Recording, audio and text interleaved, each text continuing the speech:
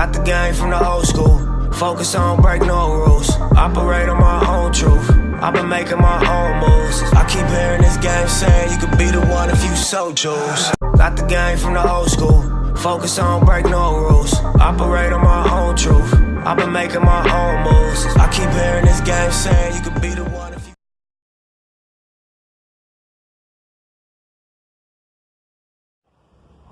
Alright guys, Fula coming to you with another video.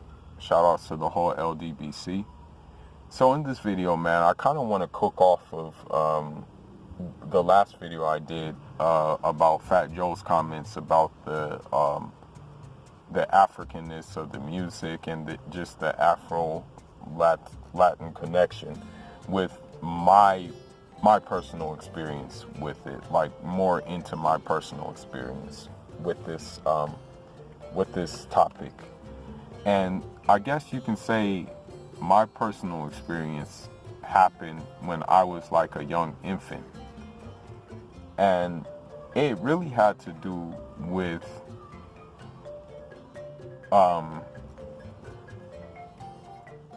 like my dad, my mom, his aunts and uncles. Or I should say my aunts and uncles. When I was coming up, you know, in the household, no matter if we were in Cape Verde, no matter if we were in Senegal, or no matter if we were in Guinea-Bissau, my dad will always have some Cuban music in the household, you know what I mean?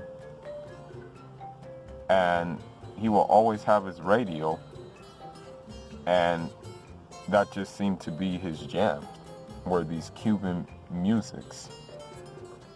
One thing that must be said is during the 50s, when the revolution happened, you know, the Cuban Revolution happened, it was a revolution of totality. Everything experienced the touch of the revolution.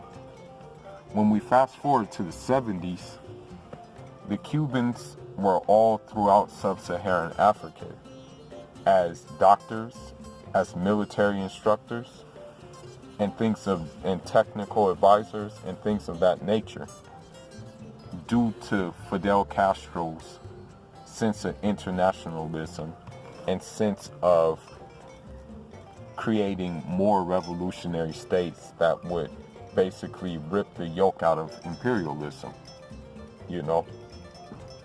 Now, one area that also experienced revolution was the music. So you had Cuban musicians going to places like Mali, going to places like Senegal, going to places like Nigeria, and leaving a lasting impact on those artists there. And furthermore, springing out different genres from that music. I'm going to say this right now, that there's two Senegalese bands that I love, you know. One of them is called Static Dakar, and the other one is called Orchestra Baobab. And if you listen to their music and listen to their older stuff, that they are freaking, you would swear that they sound like Cuban bands, you know what I mean? The one song that I really can listen to every single day and have it on repeat is a song that Orchestra Baobab did called Cabral. That song is just very lit, you know. But they actually do it in Portuguese, but you can tell the Cuban influences there, you know what I mean. Now another group who had the Cuban influence was I think it was a guy named Idrissa Seck, and there was a guy named Tijan. I forgot his, I think it was Tijan Jope, I'm not quite sure. but you listen to their songs, even their songs about like Marabou and stuff like that. For those of you guys who don't know, a Marabou is a like basically a holy man, what you would call a holy man. And those songs, you can tell the Cuban influence was in those songs, you know. And so that interaction just made me like basically fancy like just all things like kind of like Cuban, you know. And then, you know, I guess you can say my interactions with Cubans furthermore springboarded that on, you know. Now, here's the thing too. During that time, there was a movement called Negritude. And basically Negritude was, you know, Leopold Senghor's answer to accepting your blackness and embracing your blackness. Now, granted, what's funny about him is he married a French woman. And he was not really revolutionary, but I guess you can give him respect for where it's due, and he kind of like wanted people to embrace their blackness more. And so that's what the Negritude movement was, and it spawned a lot of literature and things like that. And so yeah, the Negritude included all things black. And so when you look at like Cuban music, I mean, what's the underlining like rhythm of it? You know, it's very soulful, it's very black, you know what I mean? Even if you look at the Cuban music today being reggaeton, you know, that's the more popular genre. That music even is still like a black undertone, you know what I mean?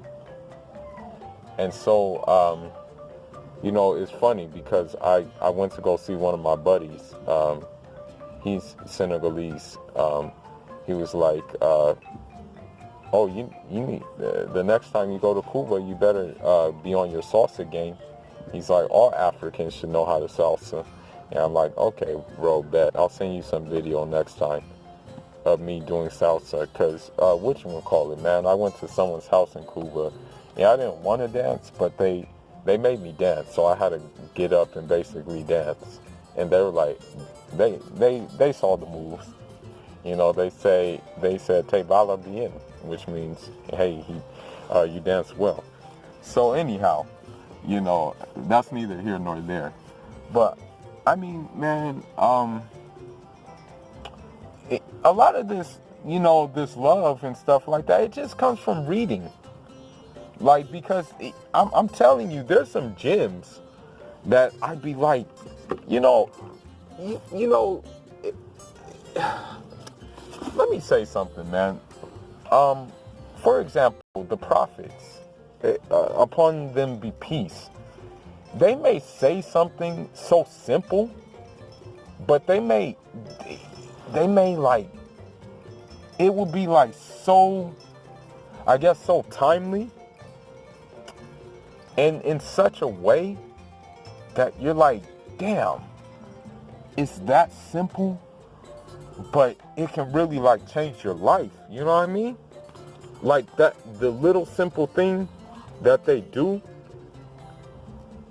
or say can really change your life and your way of looking at things. I'll give you an example. This is from a book I read that I'm reading right now. It's called Conflicting Missions, and it's about like Cuba's involvement in Africa, you know what I mean, with the revolutionary movements and stuff like that. This is what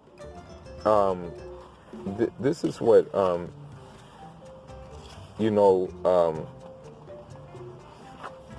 these are just some of the words, you know, that that you get and you're like, damn, these are just timely reminders, you know what I mean? Let me find some of these things, you know.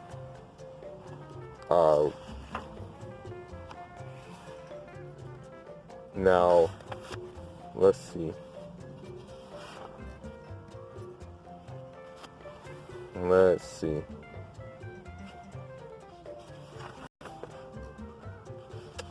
So, when the Cubans went to Algeria to help them, like, with their beef against Morocco, this can really, like, help you. Like, Raul Castro, he said, no alcoholic beverages of any type whatsoever at any time, no intimate relationship of any kind with women, a complete and absolute respect for Algerian customs and religion. Do not boast about your revolution or ideology. Be modest at all times. Share the little that you know and never act like experts. Just these simple words right there. Like, those simple words, like, I took and I'm like, okay, let me apply these to my life. Let me just apply these to my life in these current circumstances that I'm in America. Let me just use those words. Because they're simple words, but they're timely. You know what I mean? And so I'm like, you know what, man? I'm messing with, it just makes me mess with Cuba that much more, man. And the greater Latin American world, I mean, I was thinking to myself, if I should go to Colombia, because my friend, he just got back from Colombia, and he said there's an African village in Colombia, and so I'm thinking it's worth checking out. But, I mean, if I can, though, what I'm gonna try to do is get to Venezuela. I need to see the revolutionary process for myself. And I've always wanted to go to Caracas, and so I'm going to try to go. I have an African passport still. It's just a matter of getting out of here to go there, But yeah, man, there's another song. And the Chemical Brothers did this song, and it's called Africa, and it talks about, the voice says, it began in Africa. It began in Africa. Now, I'm not saying that Africa is the end all and be all of everything, but that's just a common factor that binds me with the Latin American world, is Africa. Also, soccer, okay? Also, boxing. Also, the food. Also, the women, because I don't give a crap what is said. A lot of them Latin women have that African gene in them. I saw that firsthand when I went to Cuba. You know what I mean?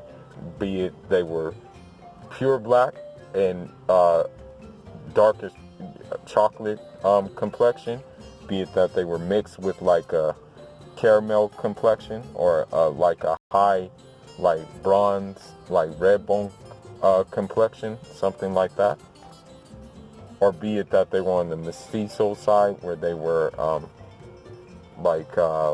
indigenous mixed with European, still that black gene was in them. You know what I mean? And you can tell straight up. And so, man, I just want to make that video to say that, there was always this exchange going on between us, and this happened early on. This is not a new phenomenon. I just think hopefully it's getting revived due to the simple fact that we all have the same damn problems, man. And I can just hope that, this gets revived because, we all have the same damn problems. We all have the common enemy. We all have the common issues.